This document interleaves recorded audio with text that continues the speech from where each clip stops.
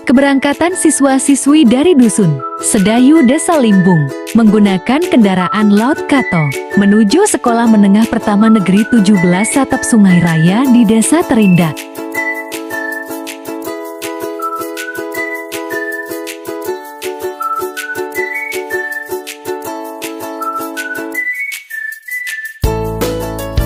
Dan ini keberangkatan siswa-siswi dari PT Pak menggunakan kendaraan laut Speed menuju Sekolah Menengah Pertama Negeri 17 Satap Sungai Raya di Desa Terindak.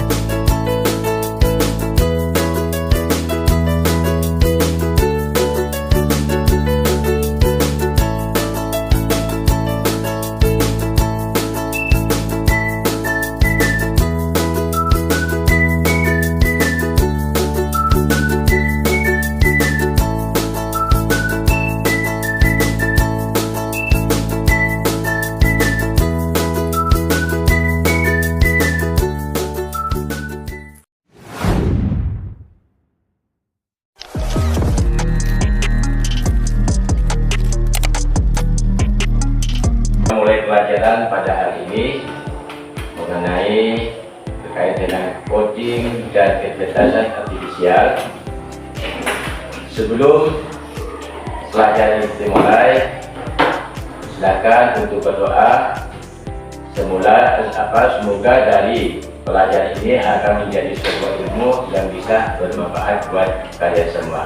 Silakan untuk berdoa dipimpin oleh ketua kelas. Setiap kita sebelum belajar, mari kita doa berdoa mulai. Bismillahirrahmanirrahim. Rabbi zidni ilman warzuqni fahman. Sadaqallahu siap dihormat. Assalamualaikum warahmatullahi wabarakatuh.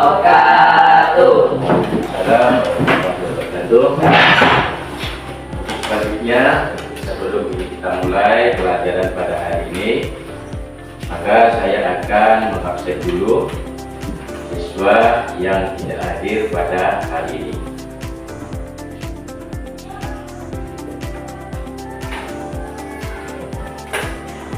Dulu ya. Yang pertama, Andri Yadi Saputra hadir.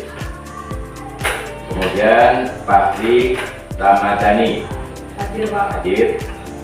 Kemudian Muhammad Ismail hadir, Pak. Marina hadir, Pak. Nila Alia Tidak, Pak. ada Soliji, Tidak, Pak. ada seorang lain sakit dan sebagainya. Tidak, Pak. Pak. Selanjutnya adalah Nurina Bulanjari hadir. Putri Cinta Marwah, Yadi Kurniawan hadir, Pak. Kemudian Yuda, kemudian Sabila Hadir, Pak. Kira pertemuan pada hari ini siswa yang tidak hadir hanya satu orang tanpa surat keterangan. Nah, selanjutnya kita lanjutkan. Kemarin kita sudah sedikit membahas tentang kecerdasan artifisial dan coding atau dengan kecerdasan artifisial. Dalam kehidupan sehari-hari, dalam kehidupan sehari-hari itu manusia semakin lama, semakin tahun, maka kehidupan itu selalu diikuti oleh perkembangan yang namanya ilmu. Ilmu itu menciptakan sesuatu yang baru yang bisa bermanfaat bagi manusia. Kenapa ilmu itu bermanfaat bagi manusia? Karena ilmu itu menemukan sesuatu yang meringankan terhadap kehidupan manusia sendiri. Salah satu contoh kita yang kecil saja, yang dulu kita kalau zaman manual dulu ingin memberikan kabar dengan keluarga apa yang disampaikan. Pada zaman dulu apa yang disampaikan? Ingin memberikan kabar dan keluarga, sehat dan sebagainya. Maka apa yang dilakukan? Kirim surat. Itu zaman dulu. Nah sekarang perkembangan itu terjadi karena apa? Karena penemuan, maka terciptalah sebuah alat komunikasi yang disebut dengan apa? Alat telepon, alat komunikasi handphone dan sebagainya. Sehingga dari situ mempermudah kehidupan manusia. Contoh, kalau kirim surat itu menggunakan jangka waktu yang lama. Melalui apa? Mungkin melalui keluarga atau melalui kantor pos. Bisa saja sampai 1 minggu, 1 bulan baru sampai. Hanya menyampaikan informasi, menanyakan keluarga. Tapi pada saat ini, karena ilmu tadi menemukan suatu alat komunikasi yang sangat canggih, sehingga mempermudahkan kita. Pertama, bukan langsung kita bisa bertatap muka melalui HP. Tapi dulu pakai apa? SMS dulu kan. Nah, kemudian pakai apa lagi? Apa? Terkait dengan hal itu, maka kita sedikit membicarakan tentang coding dan kecerdasan artifisial. Pernah dengar tentang coding? Pernah. Mungkin ada yang tahu coding itu apa? Coding adalah proses menulis instruksi komputer, Pak. Coding adalah menulis instruksi komputer. Jadi komputer itu yang menginstruksikan pasti manusia. Ya. Adakah ilmu komputer menginstruksikan komputer tanpa manusia terdahulu? Tidak mungkin. Ada manusia otaknya. Dituliskan kepada suatu komputer, maka komputer itu bekerja sesuai dengan keinginan apa yang diprogramkan pada komputer itu. Kemudian ada yang ngerti dan pernah baca tentang kecerdasan artifisial. Apa itu? Adalah sistem komputer yang mampu menerima kemampuan manusia seperti belajar, berpikir logis, dan mengambil keputusan. Itu adalah kecerdasan artifisial. Kenapa manusia itu menggunakan kecerdasannya untuk ditransfer kepada suatu alat? Kegunaannya itu banyak sekali.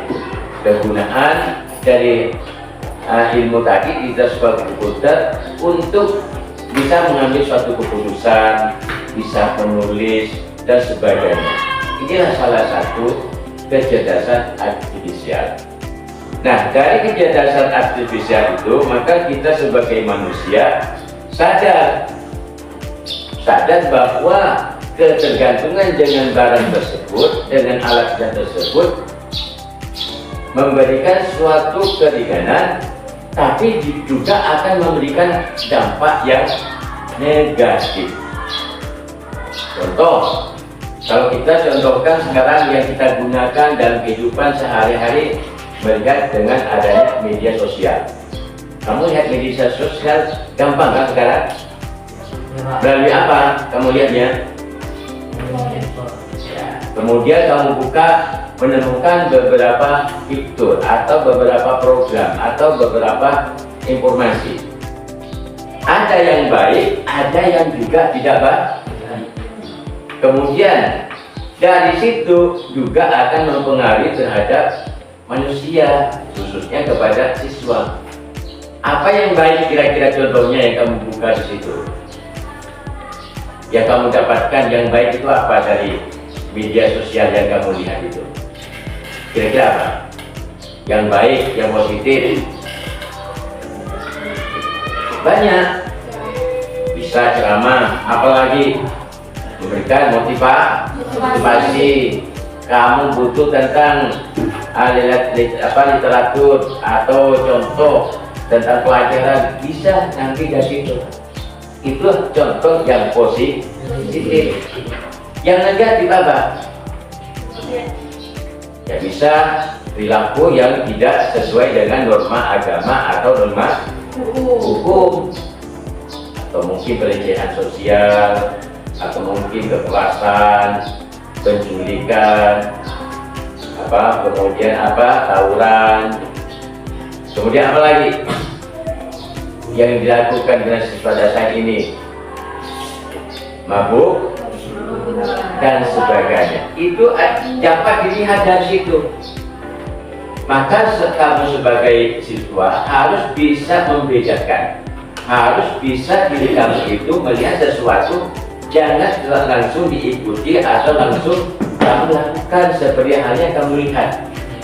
Inilah diri kamu harus punya rasa mampu membedakan mana yang dirasakan itu bermanfaat atau tidak bermanfaat. Nah, ini kamu harus tahu sendiri. Caranya apa? Memperbanyaklah mempelajari tentang kecerdasan artifisial itu, sehingga kamu bisa terhindar dari sesuatu yang tidak diinginkan oleh kita semua. Nah, selanjutnya kita sedikit mempelajari. Kemarin kamu sudah mungkin tahu tentang bahwa kita itu butuh dan terhadap kecerdasan, ilmu kecerdasan artifisial. Kemudian artifisial itu sendiri terbagi menjadi berapa? 2 bagian. Ada 2 bagian. Siapa yang bisa menyebutkan kecerdasan artifisial ini? Satu apa? Kelemahan tauhid. Kelemahan kecerdasan artifisial yang sifatnya lemah atau weak. Apa itu? Yaitu dirancang guna melakukan tugas tertentu sesuai dengan yang diprogramkan. Yaitu dirancang melaksanakan tugas tertentu sesuai yang diprogram. Contohnya apa? Kira-kira hanya cukupnya diprogramkan itu saja yang dilakukan di komputer. Kelompok, Pak. Bisa. Selain itu tidak bisa. Nah, itulah salah satu hanya yang diprogramkan, yang dinamakan apa? Kecerdasan artifisial yang masih tidak banyak fungsinya. Yang kedua apa? Yaitu kecerdasan artifisial yang disebut dengan kuat tadi atau strong. Itu apa artinya? Yaitu diperanakan dengan sistem kognitif bayaran manusia mampu menciptakan sebuah solusi dari seluruh masalah tanpa peran dari manusia. Itulah salah satu perbedaannya. Berarti kalau kita lihat kedua KA tadi mengalami peningkatan dari yang lemah menuju ke yang kuat atau yang lebih baik. Maka kita sebagai siswa harus mengikuti sesuatu yang baru sehingga kita tidak mengalami suatu ketinggalan, baik itu dalam kehidupan di masyarakat maupun di dalam hal yang terkait dengan media informasi. Nah, disitulah kita harus belajar lebih aktif lagi.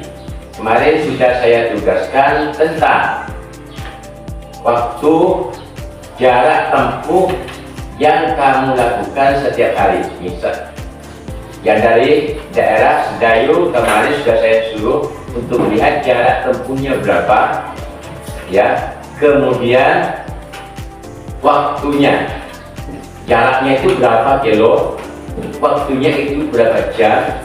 Maka kemarin sudah saya tugaskan untuk menghitung.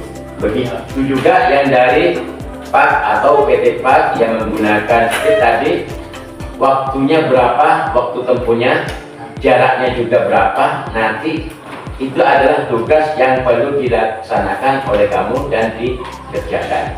Nah, namun sekarang sebelum kita masuk pada hal-hal tadi, perlu juga kamu lihat bahwasanya di sini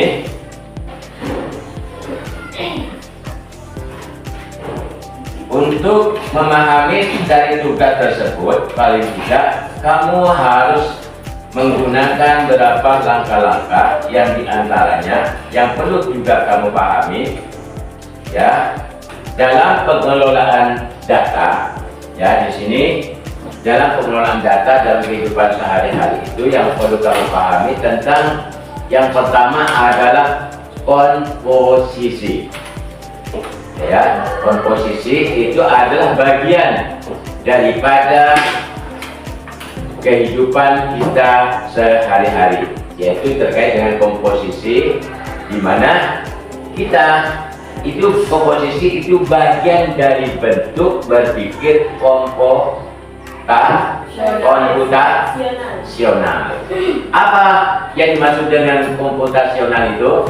Ada yang bisa? Cara berpikir untuk memecahkan suatu masalah dengan pendekatan logis dan sistematis.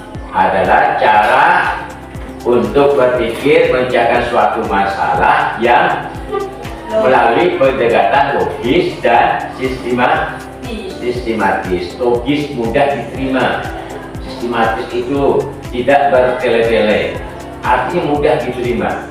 Jadi kalau berpikir terkait dengan komputasional ini ada berpikir yang logis, kemudian secara sistematis.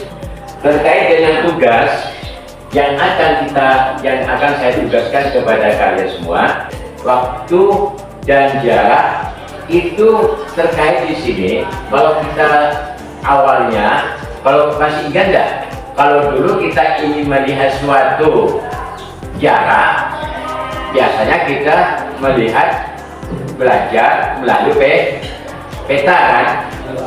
Tapi sekarang jarak dan waktu itu bukan mengikuti ukuran peta atau skala. Kalau peta itu untuk mengetahui jarak itu kan pakai skala perbandingan. Tapi sekarang kita menggunakan waktu yang kita akan ketahui jarak dan rata-rata, kita menggunakan adalah pertama itu terkait dengan salah satunya pengelolaan data.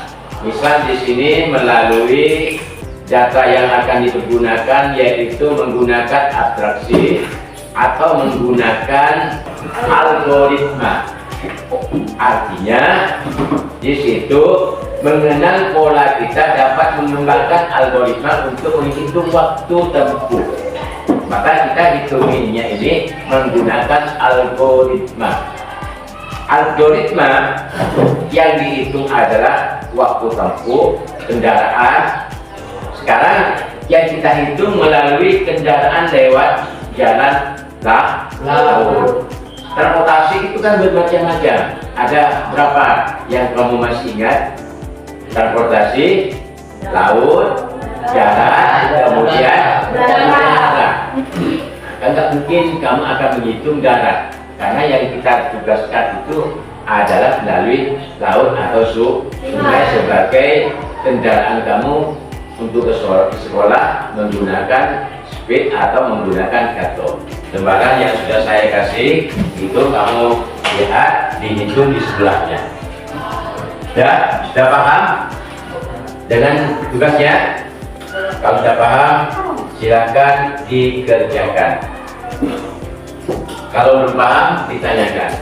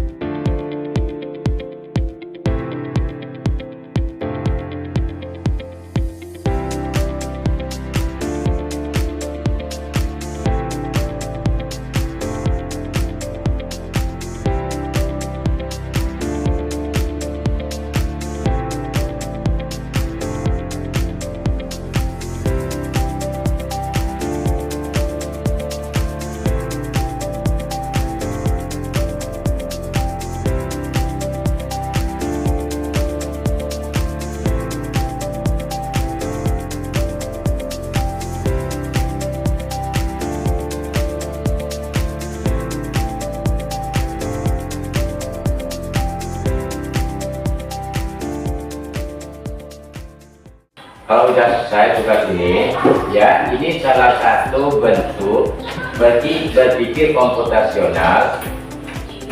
Akan tapi di sini kita lihat berpikir komputasional ini ya tidak hanya melalui satu jenis saja, akan tetapi dari beberapa jenis bisa kita lakukan.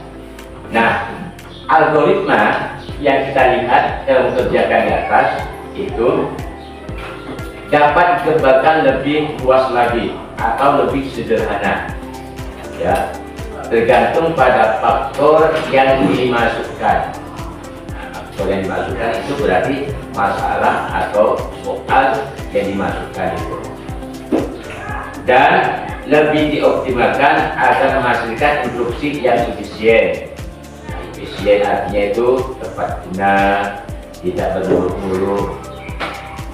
Berpikir komputasional membantu mengelola data sehingga memungkinkan masalah yang kompleks dapat diselesaikan dengan cara yang lebih terstruktur dan sistematis.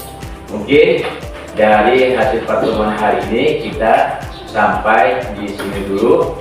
Mudah-mudahan apa yang kita sampaikan, yang saya sampaikan, dan apa yang kamu terima bisa memberikan suatu ilmu yang bermanfaat khususnya pada siswa sekalian.